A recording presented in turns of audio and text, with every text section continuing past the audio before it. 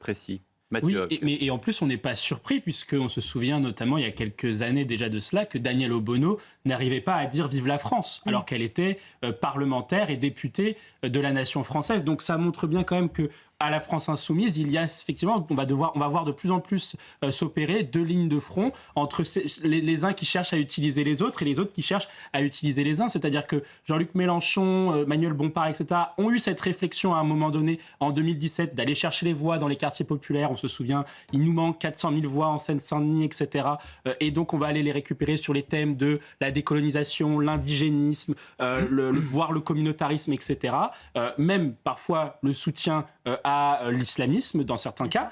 Et dans un autre cas, vous avez des élus de ce qu'ils appellent maintenant la Nouvelle-France qui se disent on va utiliser la France insoumise, on va utiliser la rhétorique de Jean-Luc Mélenchon, on va utiliser la rhétorique de Manuel Bompard et on va les utiliser pour se propulser et pour pouvoir récupérer des postes à responsabilité. Et je suis d'accord avec ce qu'a dit Élodie, c'est-à-dire qu'ils ne veulent pas être élus de la République française, mais par contre, ils veulent être élus pour pouvoir récupérer des postes et des moyens pour ensuite, après, faire la révolution, révolution qui ne sera pas celle de Jean-Luc Mélenchon. C'est ça, c'est-à-dire qu'on prend ce qu'il y a à prendre, que ce soit un salaire, que dire du moment où il est scénarisé, et puis du moment où on fait la différence, Mathieu, entre l'Union européenne, citoyens européens et citoyens de l'Union européenne qui, on l'imagine, est ce magma normatif bruxellois avec des tas de trucs qui nous enquiquinent et des subventions qu'on doit payer à certains pays que le RN voudrait peut-être justement s'en passer. Exactement, moi c'est ce que je comprends de la démarche d'un point de vue symbolique, c'est de dire que, et d'ailleurs c'est une des propositions phares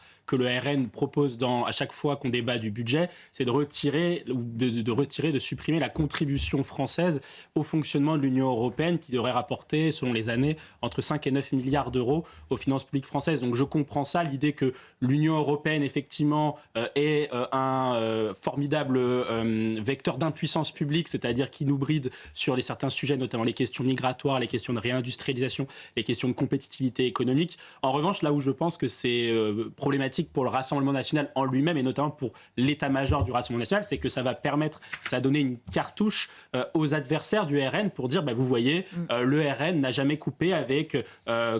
et en caricaturant évidemment, mais n'a jamais coupé avec l'idée de sortir de l'Union européenne, voire de la zone euro. Donc aujourd'hui, c'est ça, je pense, ça donne une cartouche aux adversaires pour critiquer le RN qui a évolué sur cette question-là depuis 2017. Dans un instant, dans Mini News, on parlera des carburants puisqu'ils sont toujours aussi chers. Ça risque d'être d'ailleurs encore plus cher, même dans les stations Total qui capent le produit. Mathieu Hoc, des enjeux qui sont bien sûr importants et qui peuvent encore changer la donne, ou est-ce que c'est trop tard ?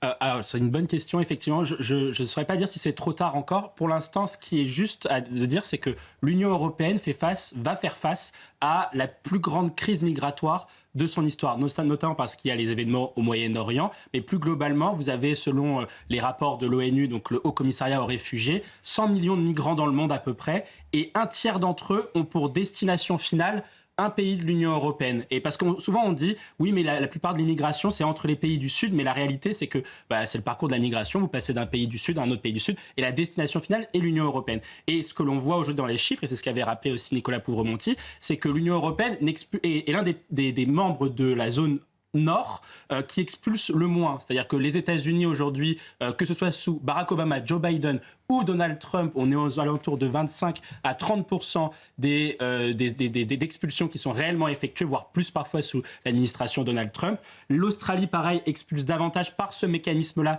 avec l'île Nauru, et le Japon également. Et aujourd'hui, l'Europe n'a pas de dispositif pour pouvoir faciliter les expulsions, et c'est pour ça que cette directive retour va dans le bon sens. Il suffirait qu'elle s'attelle à regarder ce qui a échoué, notamment dans la loi Rwanda qu'avait fait le Royaume-Uni à l'époque, où justement il voulait expulser des migrants vers le Rwanda, en payant le Rwanda pour pouvoir justement faciliter les expulsions. Si l'Union européenne s'inspire de ce qu'a fait le Royaume-Uni puis pallie ses défauts, alors ce sera toujours plus rentable d'expulser des gens plutôt que de les garder en hébergement d'urgence, où on sait que la facture est très vite très salée pour les finances publiques. Je donne un chiffre, c'est 33 000 € par jour, par an, de coût pour un demandeur d'asile, juste sur l'hébergement.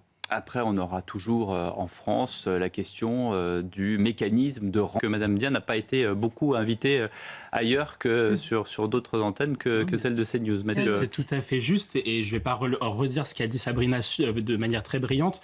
Il y aura, je pense, 2 victimes de ces fameux antiracistes. Les premières, ce sont des gens comme Fathi Dia, c'est-à-dire des gens issus de l'immigration que eux appellent racisés et qui ne sont pas dans le bon camp politique. Et on l'a vu à l'occasion de ces municipales, de nombreux candidats dits issus de la diversité, et je pense notamment très facilement à Madame Rachida Dati, qui a fait l'objet de pression sur la base de son origine ethnique, etc., de la part de l'extrême gauche. Mais je peux prendre cet exemple-là, je pourrais en prendre aussi bien d'autres. Donc dès lors que vous êtes entre guillemets racisé et que vous ne pensez pas du bon côté, vous êtes l'une des premières victimes. Et surtout, ce qu'il faut dire, c'est que les deuxièmes victimes de ces prétendus antiracistes, ce sont, pardonnez-moi de le dire, un peu ces bobos blancs. Oui. Ce sont ces gens qui justement vont accompagner le mouvement antiraciste et qui se feront ensuite remplacer par ces nouvelles élites. Et ça a déjà commencé au sein de la France Insoumise. Ça commencera également au sein du parti Les Verts de Madame Tondelier, qui a déjà